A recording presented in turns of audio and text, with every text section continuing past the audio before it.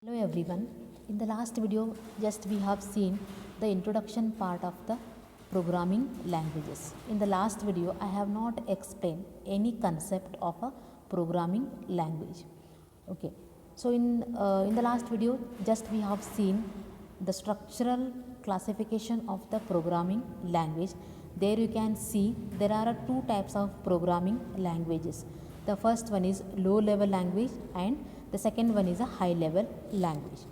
So low level language, it can be easily understood by the computer because low level language performs only 0 and 1 and computer can understand only 0 and 1, that is binary digits.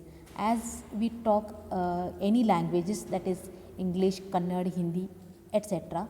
So computer can understand only the computer language, that is low level language, that is 0 and 1. So here you can call binary language or a binary digits. So low level languages are a machine dependent language. The computer languages can be machine dependent or machine independent language. Here machine dependent means program can work only on that type of computer it was designed. Means whatever the program you are executing, that program can be executed only that particular machine. It cannot be executed on any other machine. So that is called a machine dependent. While machine independent means the program can work on any computer system, that is machine independent. So now we'll see what are the types of low level languages. So low level languages can be divided into two types, that is machine level language and assembly level language. The first one is machine level language. Machine level language is written for the computer hardware. It handles binary data, that is 0 and 1. So basically machine level language is written for the computer hardware and it can perform only 0 and 1 and it directly interact with the computer system. But it is difficult for human beings to understand as it comprises the combination of 0 and 1. As I told, computer can understand only binary digits, that is 0 and 1, but it is very difficult for the human beings to understand this language. Here you can see the example, that is 10 10 10 10 11. So here you can see only 1 or 0 or the combination of 1 and 0. So this is called one type of data. Here everything is processed in the form of 0 and 1. This data can be divided into two fields. One is a OP code, that is operation code, and another is a address. OP code means it indicates what type of operation is to be performed. And the operation could be addition, subtraction, division, etc. So OP code, it indicates what operation you are going to perform. Okay. And the second field, it indicates the memory location where in the data is referenced. Okay. So whatever the data you are performing, whatever the operation you are performing, that data is stored in somewhere in the computer.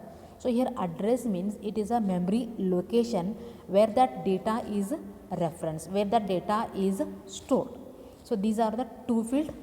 OP code, it indicates what operation is to be performed, and the address, it is a memory location where in the data is referenced. So this is about the machine level language. So basically machine level language is written for the computer hardware. It handles only 0 and 1 or it performs only 0 and 1, means whatever the operations you are performing, everything will be performed, everything will be processed in the form of 0 and 1. Now we will see the advantages and disadvantages of low level language or a machine level language. The first advantage is it can be directly typed and executed. So as it is comprises the combination of 0 and 1, so it is directly typed and executed. So no translator program is required. So here translator means it is a program or it is a software where we use to translate from one computer language to another language. So here no need to use the translator program or a translate. So the advantages are it can be directly typed and executed. So no translator program is required. And the disadvantages, it is difficult to understand machine instructions, okay, because everything is processed in the form of 0 and 1, which is difficult for the users or the human beings. So it is difficult to understand machine instructions. Second one is difficult to modify and debug. If you want to change something, if you want to correct something, if you want to do something with that data, so it is difficult to modify and debug. Not portable. Not portable means if you write a code or if you write a C code in your machine or in one machine, it will run on any machine which supports C without modifying a single line of code. But this language does not support this because it is not portable. Means if you write a code in one machine, that cannot be executed in another machine, so it is not portable. And the fourth disadvantage is each and every instruction is numerical. Numerical means in the form of numbers, that is 0 or 1 or 0 and 1. So these are the advantages and disadvantages of low level languages.